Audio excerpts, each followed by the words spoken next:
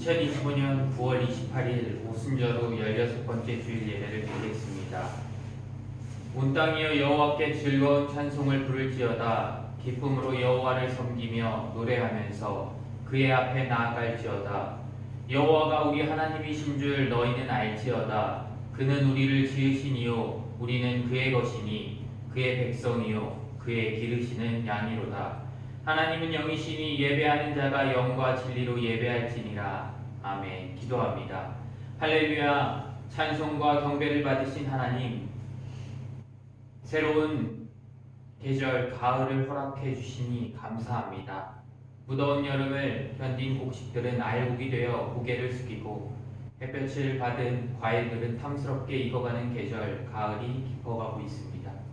이 복된 날 세상에서 분주하게 지내던 저희들을 성전으로 부르셔서 하나님을 경외하는 예배자가 되게 하시니 감사합니다. 예배하는 이 시간 주님께서 내려주시는 사랑과 은총을 받는 저희들도 더욱 성숙한 믿음을 키워가게 하옵소서. 예수님의 이름으로 기원하옵나이다. 아멘.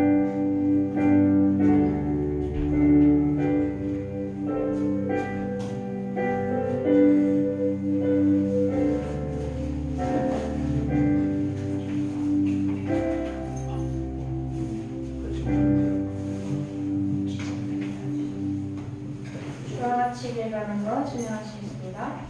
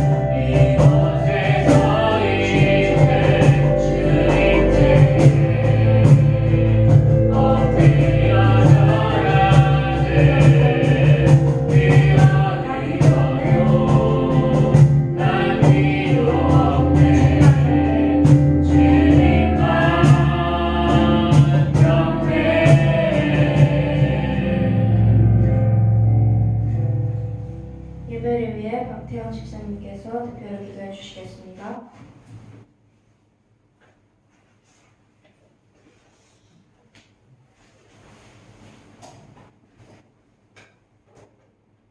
기도하겠습니다. 사랑의 주님, 오늘도 저희를 불러 모아 주님 앞에 예배드릴 수 있도록 은혜 주심을 감사드립니다. 지난 한 주간도 주님의 크신 사랑과 보호하심 가운데 저희 삶을 지켜주셨음을 고백합니다. 우리의 가정과 교회를 주님의 은혜로 세워주시니 참으로 감사드립니다. 주님, 저희 공동체가 주님을 온전히 예배할 수 있는 새로운 예배 장소와 필요를 채울 일터를 구하고 있습니다. 우리의 지혜와 힘으로는 부족하오니 주께서 가장 선한 길로 인도하시고 예비하신 처소를 허락하여 주옵소서. 그곳에서 주님의 이름만 높이며 많은 영혼이 주께 돌아오는 역사가 있기를 간절히 원합니다. 또한 특별히 목사님의 슬로베니아 선교 사역을 위해 기도드립니다. 현지인들을 향한 복음의 문을 열어주시고 그 땅에 주님의 구원의 빛이 밝게 비추도록 인도하여 주옵소서. 선교사님들과 함께하는 동역자들 그리고 그 땅의 영혼들을 주께서 친히 붙들어 주시며 모든 사역이 성령의 능력 가운데 열매 맺게 하옵소서. 주님, 저희 교회가 작은 교회이지만 성령께서 함께하시며 세상 속에서 빛과 소금의 역할을 감당하게 하시고 서로 사랑으로 섬기며 주님의 나라를 세워가는 공동체가 되게 하여 주옵소서. 이 모든 말씀을 우리 주 예수 그리스도의 이름으로 기도드립니다. 아멘.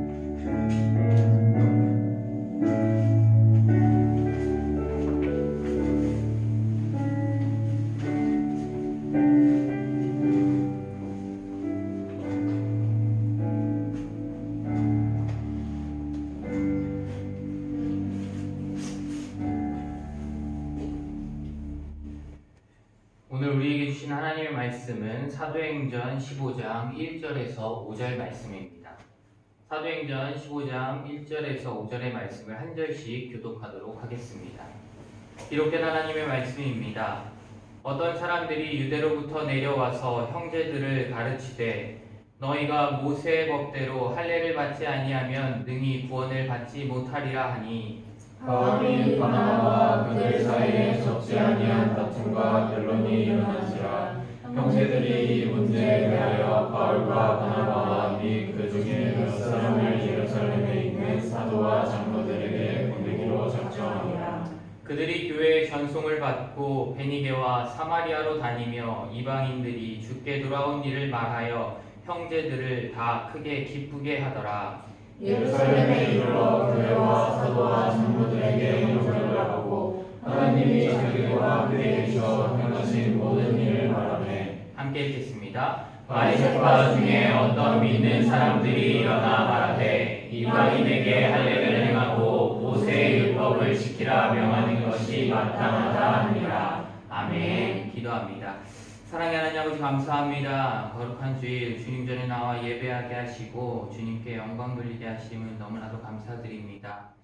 이 시간 온전히 주님께서 이곳에 임하여 주셔서 우리에게 말씀하여 주시고 그 말씀대로 우리가 순종하며 나아가는 시간 되어지게 하나님 인도하여 주시옵소서. 부족한 자는 가리워 주시고 온전히 주님의 말씀만 드러나게 하여 주시옵소서. 모든 것 주님께 맡겨드리며 우리를 권하신 예수 그리스도의 이름으로 간절히 기도합니다. 아멘. 저희는 계속해서 사도행전 말씀을 보고 있습니다. 14장 마지막 부분에서 바울과 바나바는 1차 전도 여행을 마친 뒤 처음 선교사로 파송했던 안디옥 교회로 돌아와서 선교 보고를 했고 그곳에서 오랫동안 성도들과 함께 있었다고 말씀합니다. 그런 가운데 15장 오늘의 말씀의 사건이 일어나게 됩니다. 이 사건은 기독교 역사, 그러니까 신약에 나오는 교회 역사에서 최초로 일어난 교리적인 논쟁입니다. 초대교회가 직면했던 가장 중요한 위기이기도 합니다. 복음이 유대인을 넘어 이방인에게 전파되면서 사람들은 질문하기 시작했습니다. 예수님을 믿는 것만으로 충분한가? 아니면 유대인의 율법과 전통까지 지켜야 하는가? 이는 단순한 논쟁이 아니라 구원의 본질을 다루는 문제였습니다. 이로 인해 예루살렘 공회가 열리게 됩니다. 1절 말씀에 어떤 사람들이 유대로부터 내려와서 형제들을 가르치되 너희가 모세의 법대로 할례를 받지 아니하면 능히 구원을 받지 못하리라 하니 라고 말씀합니다. 여기서 어떤 사람들이란 예수님을 믿는다고 하면서도 아직 율법주의를 버리지 못한 유대의 교회였던 유대인의 성도를 말합니다. 이들이 유대로부터 안디옥 교회에 와서 형제들을 가르치기 시작합니다. 그들은 안디옥 교회 성도들에게 모세의 율법을 가지고 그들을 가르쳤습니다. 그런데 이들은 예루살렘 교회가 공식적으로 파송한 사람도 아니고 안디옥 교회가 정식적으로 초청을 한 사람들도 아니었습니다. 자신들의 뜻대로 그곳으로 찾아왔던 사람들입니다. 누가 요청하지도 않았는데 예루살렘에 와서 왔다는 그것 하나로 안디옥 교회 교인들을 가르쳤다는 것입니다. 이 사람들이 가르치기를 너희가 모세의 법대로 할례를 받지 아니하면 능히 구원을 얻지 못한다고 가르쳤습니다. 예수 그리스도의 십자가의 은혜를 믿음으로 구원을 받는다는 사실을 인정하지 않고 구원의 조건으로 무엇을? 할례를 행해야 함을 가르쳤던 것입니다. 예수 그리스도로 말미암아 할례의 제도는 그 목적을 이미 성취하고 끝났음에도 불구하고 그들은 아직도 유대주의에 빠져 잘못된 것을 안디옥 교회 성도들에게 가르쳤던 것입니다. 로마서 10장 4절 말씀을 한번 같이 보도록 하겠습니다. 함께 읽겠습니다. 시작. 그리스도는 모든 믿는 자에게 의를 이루기 위하여 율법의 마침이 되시니라. 아멘. 분명하게 말씀하십니다. 그리스도는 모든 믿는 자에게 의를 위하기 위해 율법의 마침이 되었다라고 말씀하십니다. 그러니 율법을 이미 완성하셨다라는 것입니다. 예수님께서 율법의 마침이 되신 것, 그것은 바로 율법을 완성시키기 위함, 율법을 폐하기 위한 것이 아니라 완성시키시기 위함이었습니다. 율법을 지켜야지만 구원을 받는 것이 아니라는 것입니다. 그런데 지금도 인간의 어떤 행위를 예수 그리스도 십자가 공로에 더해야만 구원을 받는다고 믿는 사람들이 있습니다. 분명한 것은 예수님께서 십자가에 못 박혀 죽으시고 부활하심으로 완성하신 구원을 믿으면 우리는 구원을 은혜로 받습니다. 그런데도 인간은 어떠한 행위를 더하겠다는 생각, 그러한 생각으로 예수 그리스도의 십자가 공로의 가치를 떨어뜨리는 것은 죄라는 것입니다.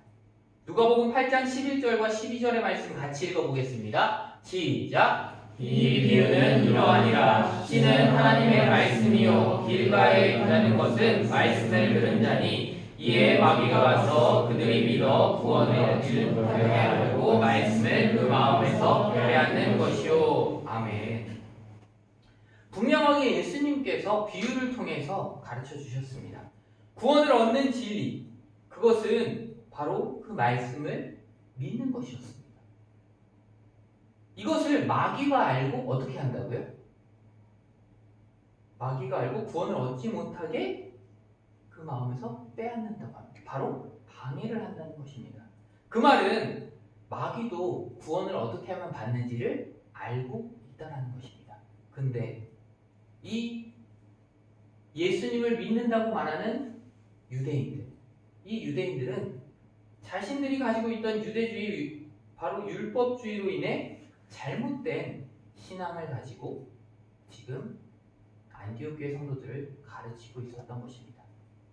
지금은 성경이 쓰여지는 시대인가요? 아니면 성경이 다 완성된 시대인가요?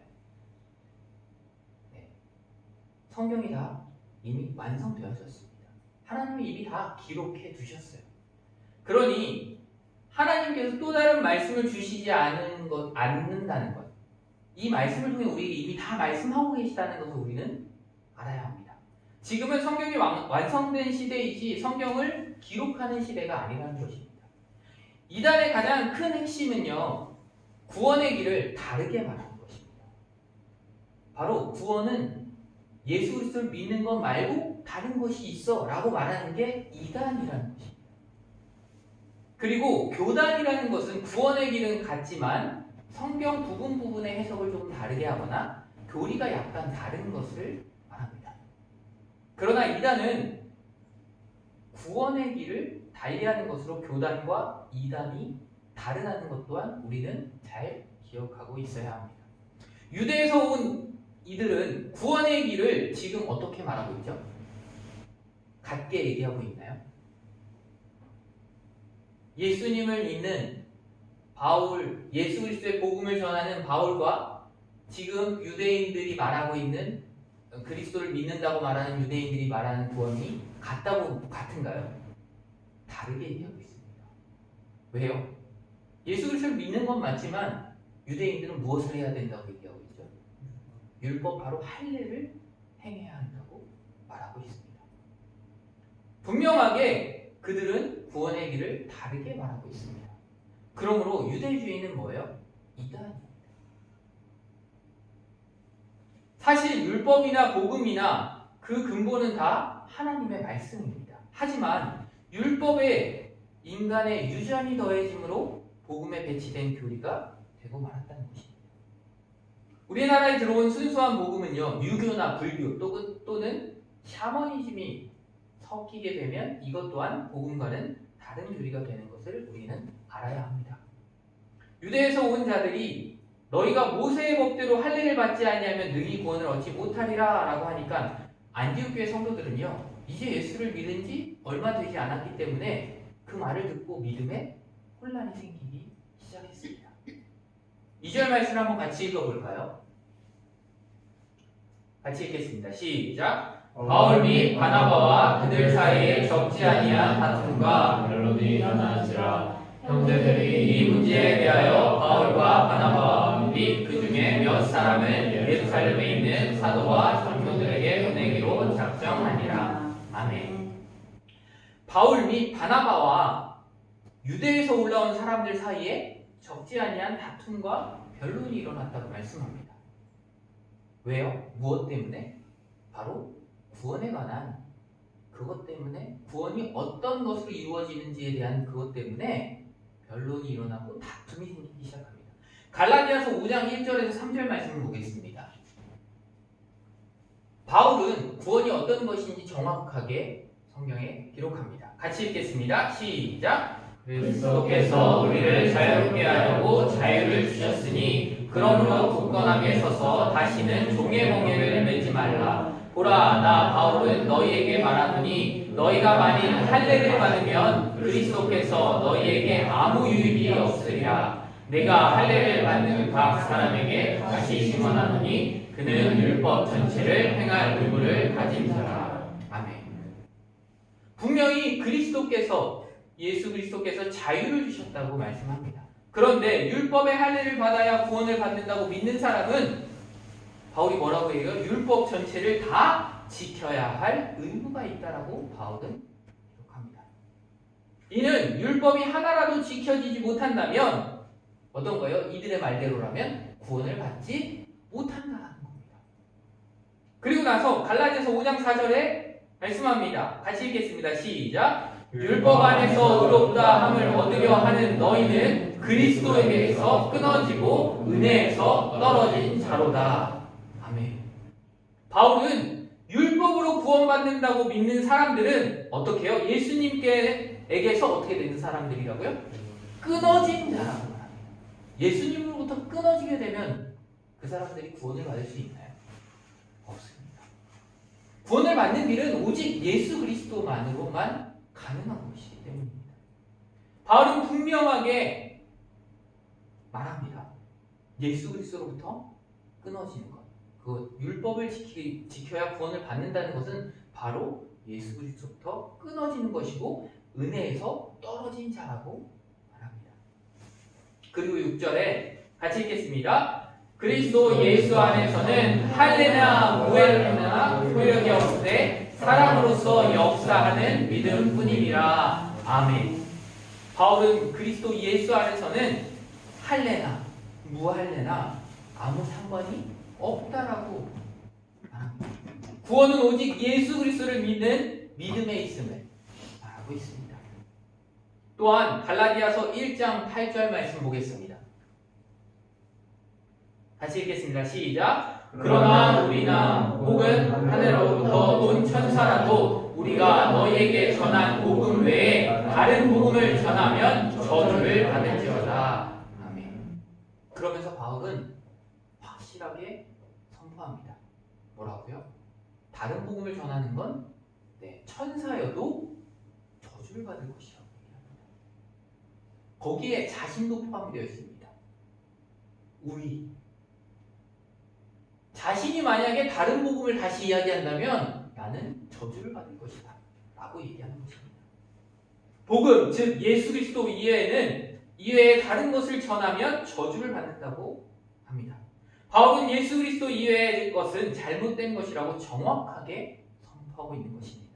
이런 바울과 바나바는 율법으로 구원을 받는다고 가르치는 유대주의자들과 다툼과 변론이 일어날 수밖에 없는 신앙을 가지고 있었던 겁니다. 그리고 난 이후에 형제들은, 안디옥 교회 성도들은 이 문제에 대하여 바울과 바나바 그리고 그 중에 몇 사람을 예루살렘에 있는 사도와 장로들에게 보내기로 작정합니다. 다시 말해 안디옥 교회는 주의자들이 바울의 변론을 듣고도 바울의 주장에 따라 복음을 받아들이는 것이 아니라 다툼이 계속 일어나는 것을 보고 안디옥 교회 성도들은 혼란스러울 수밖에 없었습니다. 그래서 바울과 바나바 그리고 교회의 몇 사람을 예루살렘 교회에 있는 사도와 장로에게로 보내기로 결정한 것입니다. 왜요? 어떤 것이 제대로 된 것인지를 다시 한번 확인하고 그것을 알기 위해서 보내기로 작정한 것입니다. 3절 말씀 같이 읽겠습니다. 시작. 그들이 교회의 전송을 받고 베니게와 사마리아로 다니며 이방인들이 주께 돌아온 일을 말하여 형제들을 다 크게 기쁘게 하더라. 아멘. 바울과 바나바 그리고 교회의 몇 사람이 교회에 전송을 받았다고 말씀합니다. 전송을 받았다라는 말은 헬라어 원문으로 해석하면 여행할 때 호의를 받다 혹은 돕다라는 의미입니다. 그 이야기는 교회가 전적으로 지원하면서 보냈다라는 말입니다. 이들은 예루살렘으로 가는 도중에 어디를 들려요? 베니게와 사마리아를 들렸다고 말합니다. 베니게는 지중해 동쪽 해안 수리아 서쪽에 있던 고대 국가로 레바논 산맥을 끼고 위치해 있었습니다. 베니게는 붉은색, 자주색이라는 뜻을 가진 헬라어 포이니케에서 유래된 말로 달팽이 조개에서 나온 붉은색 염료로 옷감을 만들어 그리스 사람들에게 수출한 데서 유래한 명칭입니다.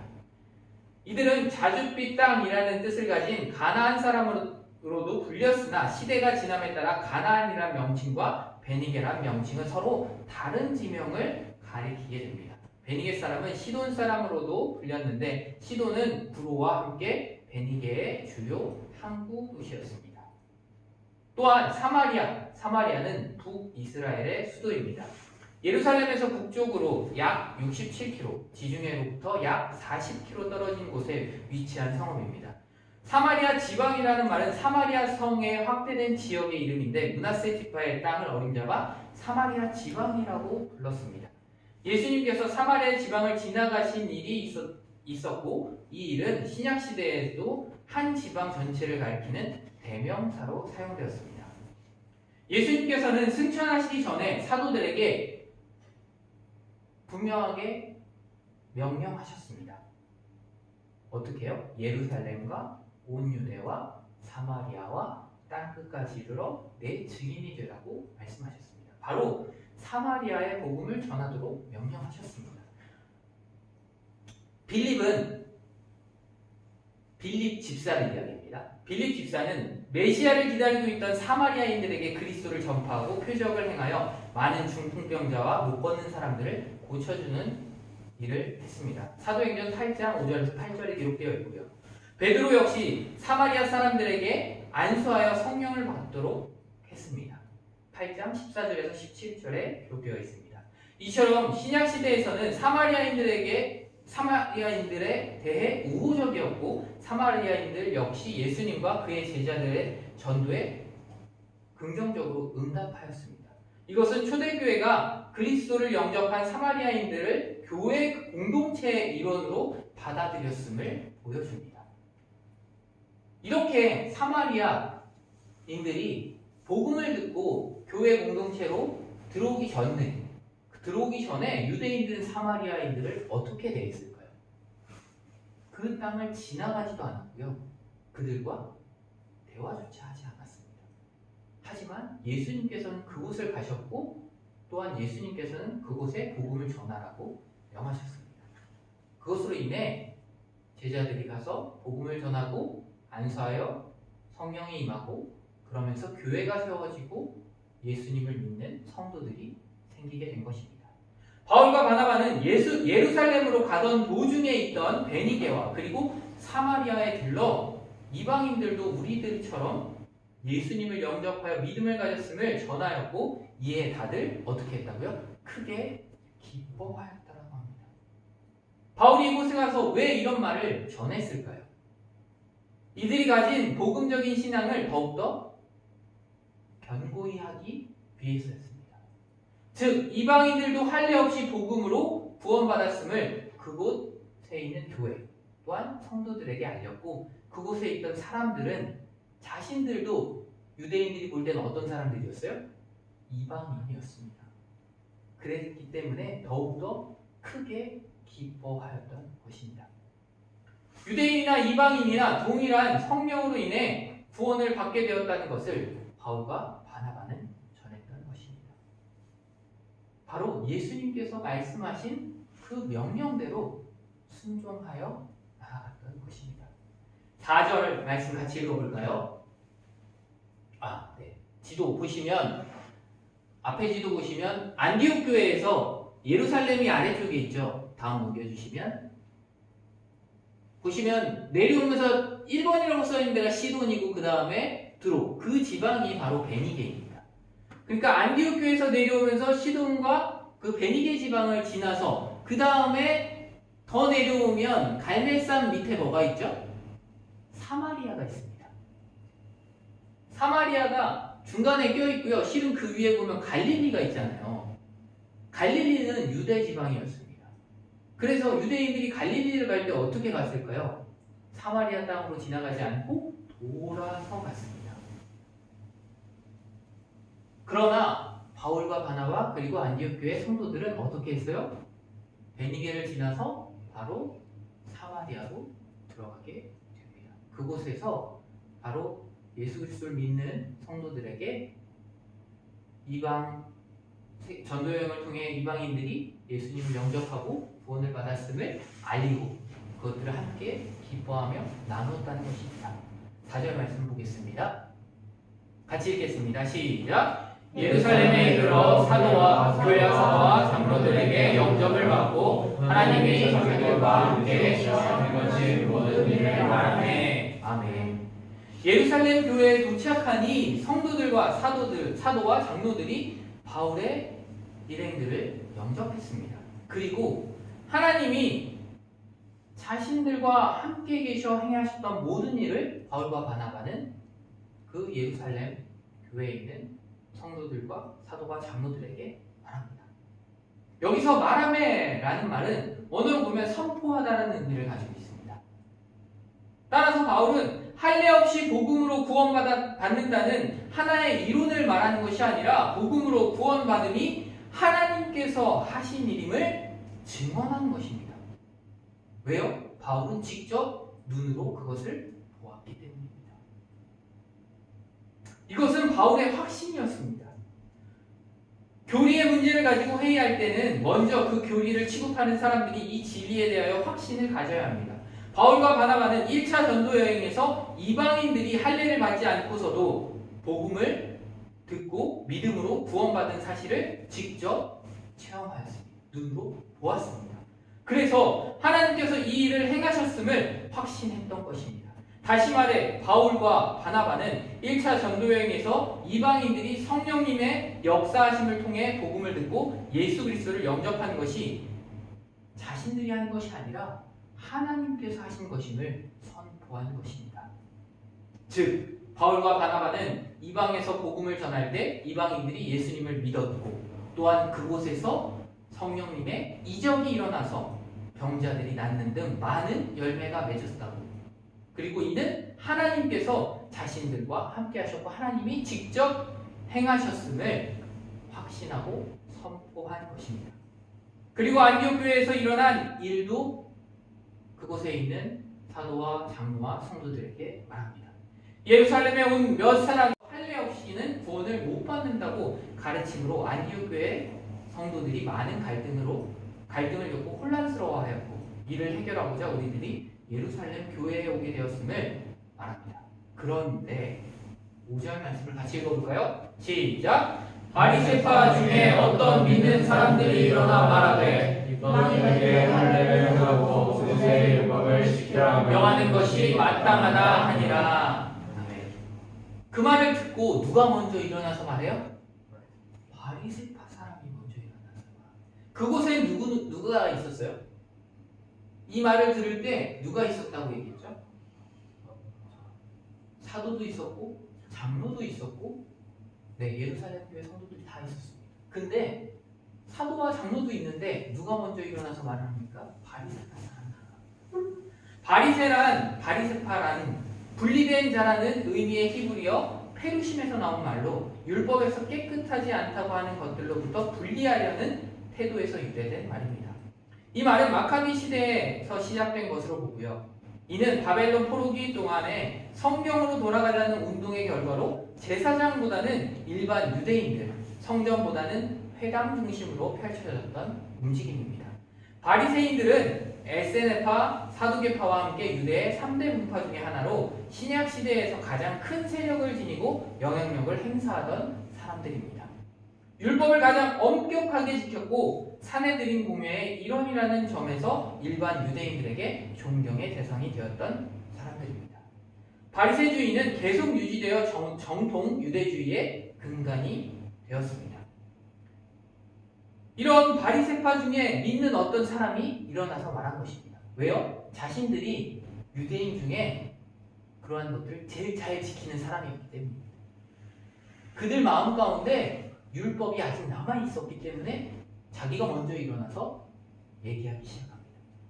바리새파 사람들은 예수님을 믿은 후에도 율법주의를 버리지 못하고 지금 잘못된 주장을 하게 됩니다.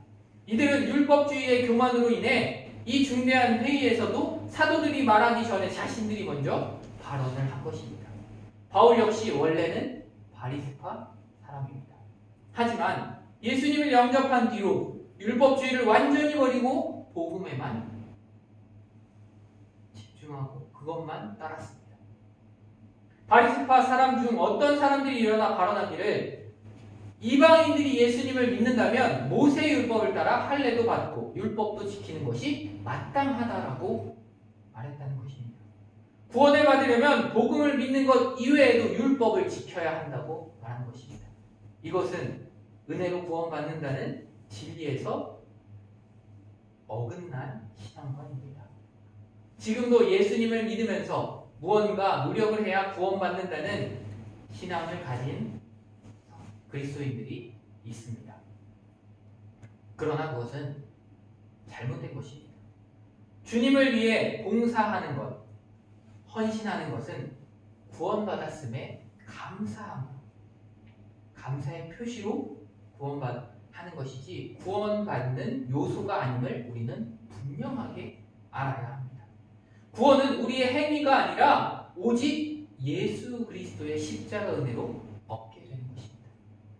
예루살렘 교회의 바리새파 사람들은 안디옥 교회에 와서 왔던 유대주의자들과 똑같은 말을 지금 하고 있습니다.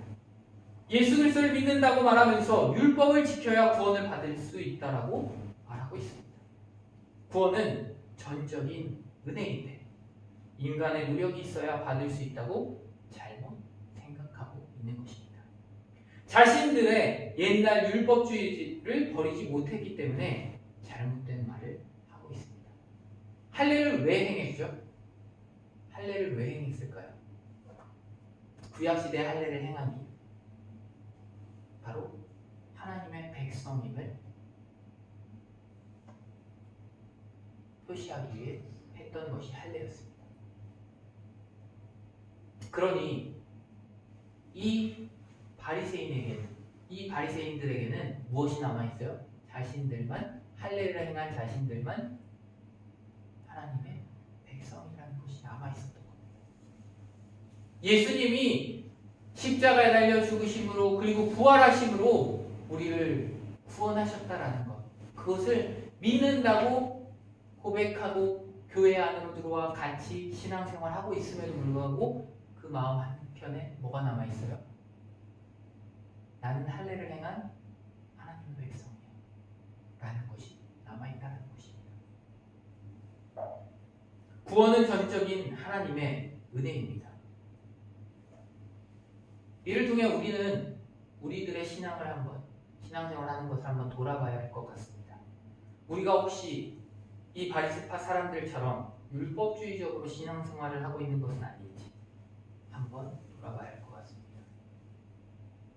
우리에게 주신 그 구원의 은혜에 감사하며 매주일 또한 우리의 매일의 삶 가운데 살아가고 있는지, 아니면 우리가 구원을 받으려면 이것도 해야 되고 봉사도 해야 되고 헌신도 해야 되고 이래야 한다라고 생각하고 있는 건 아닌지, 또한 같이 신앙생활하는 사람들을 보면서 저건 잘못된 거야, 저렇게 하면 안 돼 라고 오히려 그들의 죄를 정죄하고 있지는 않은지 한번 우리를 돌아봐야 할 것 같습니다. 구원은 오직 은혜로 받는 것입니다.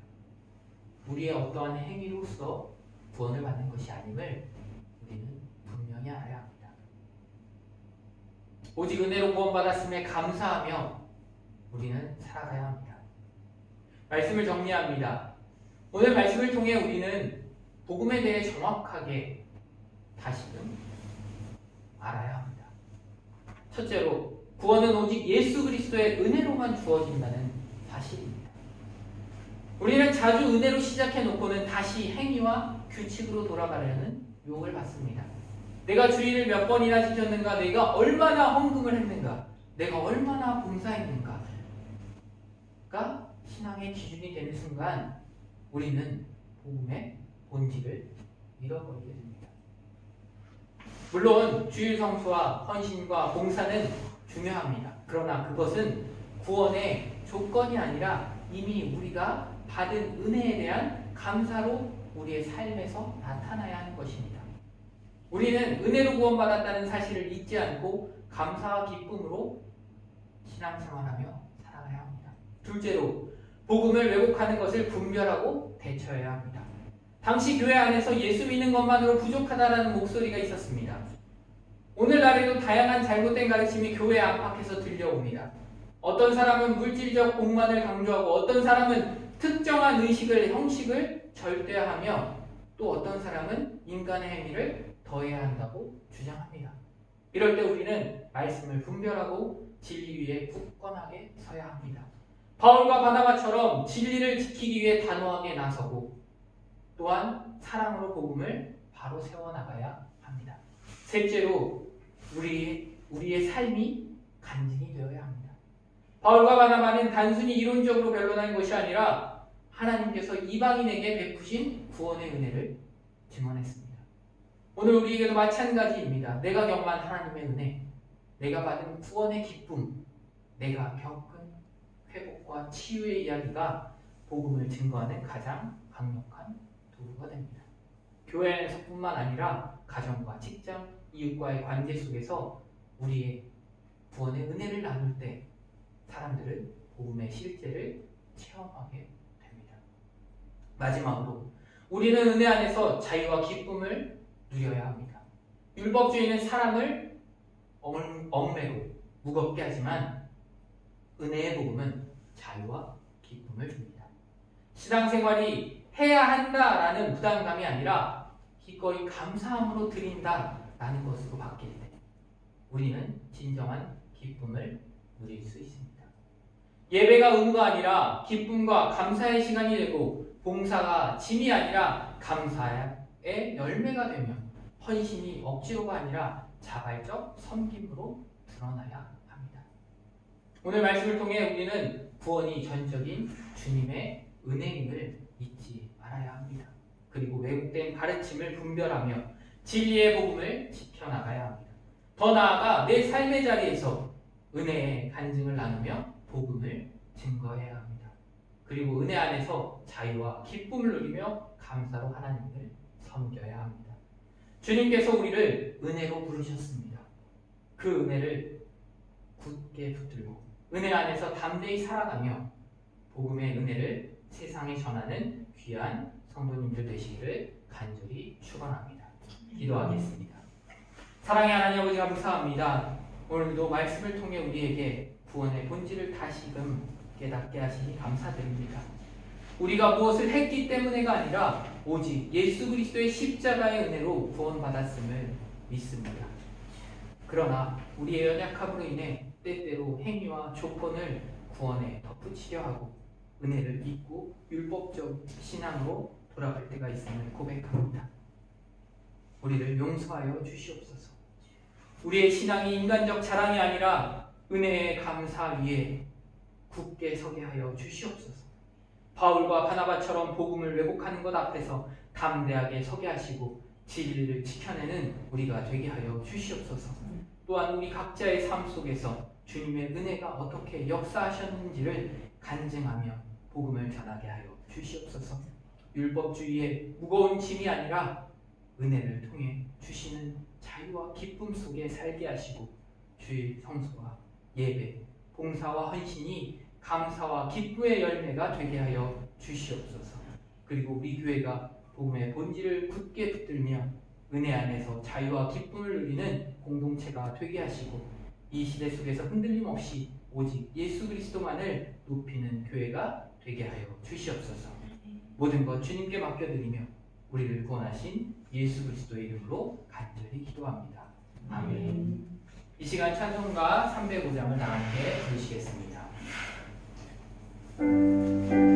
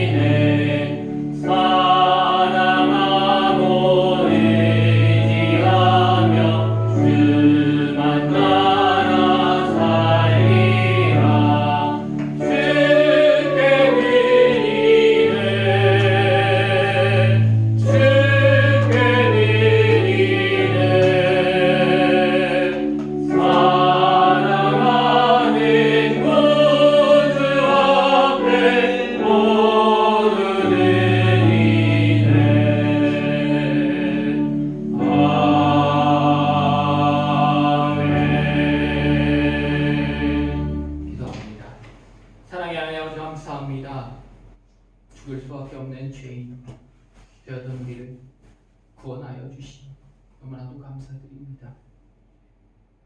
주님께서 베풀어 주신 그 은혜에 감사하며 우리의 삶을 주님께서 말씀하신 그 말씀대로 살아가게 하여 주시옵소서. 우리의 삶 가운데 예수 그리스도가 드러나게 하시고 주님의 말씀대로 그리스도의 증인이 되어 살아가게 하여 주시옵소서. 이 시간 주님께 귀한 예물을 올려드립니다.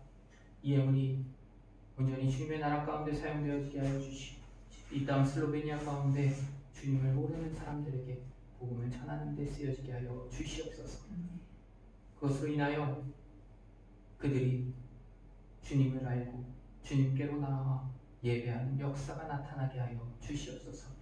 또 하나의 예물을 드린 귀한 손길들 기억하여 주시고 그들의 삶 가운데 언제나 함께하여 주시며 은혜 베풀어 주셔서 그들이 기도하는 모든 기도의 제목들 가운데 주님 응답하여 주셔서 주님이 하셨음을 감사함으로 고백하며 나아가게 하여 주시옵소서. 우리들의 삶 가운데 언제나 함께하여 주시고 주님이 하심을 눈으로 보고 감사함으로 고백하며 나아가는 우리들의 삶이 되어지게 하여 주시옵소서. 모든 것들 주님께 맡겨드리며 우리를 권하신 예수 그리스도의 이름으로 간절히 기도합니다. 아멘. 옆에 분들과 인사하도록 하겠습니다. 주님의 은혜와 평안이 가득하길 기도합니다. 주님의 은혜와 평안이 가득하길 기도합니다. 저희가 지금 예배드릴 새로운 장소를 찾고 있습니다. 한글학교와 또 예배를 같이 드릴 수 있는 장소를 찾고 있는데 저희가 오늘 이 마지막 이곳에서 드리는 예배이고요. 지금 이제 다음 주부터 예배 드릴 장소가 있어야 되는데 아직 결정이 안 됐어요. 저희가 몇 군데를 봤는데 주인들이 다른 사람에게 주기도 하고 연락이 안 되기도 하고 뭐 이런 상황들 때문에 예배 후에 저희가 1시에 또 한 군데를 보러 가는데 그곳에서 하나님이 계획하신 분명히 있다고 믿고요. 또 하나님께서 가장 좋은 곳을 예비하셨을 줄 믿습니다. 함께 기도해 주시면 좋을 것 같고요. 다음 주일 예배 장소는 저희가 주중에 연락을 드리고 또 인터넷이나 유튜브에 공지하도록 하겠습니다. 예배 마치고 함께 교제하도록 하겠습니다. 제가 축도하고 예배를 마치겠습니다. 이제는 우리 구주 예수 그리스도의 은혜와 하나님 아버지의 놀라우신 사랑과 성령님의 교통하시고 역사하시니 구원이 전적인 주님의 은혜임을 기억하며 기쁨과 감사함으로 예배하며 또한 복음을 전하며 나아가기로 다짐하고 결단하는 성도님들 위해 저들의 삶 속에 가정 속에 자녀들과 교회 위에 그리고 이 땅 슬로베니아 가운데 그리고 우리 고국 대한민국 가운데 이제로부터 영원토록 함께 하시기를 간절히 축원하옵나이다. 아멘.